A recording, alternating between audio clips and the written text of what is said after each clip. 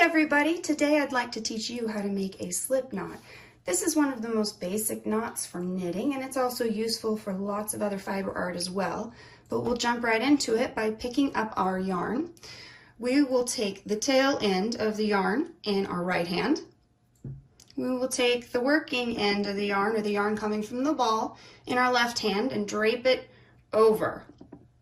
Then wrap it gently all the way around your hand.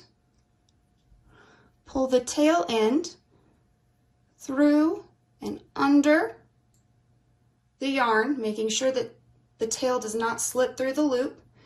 Then gently pull.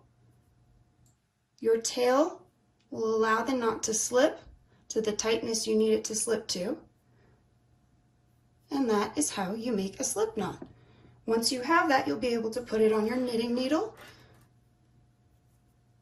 and gently pull the tail to the right tension, and you have your very first knit stitch, and you're on your way to learning how to cast on your knitting. I hope this helped you. Have a great day.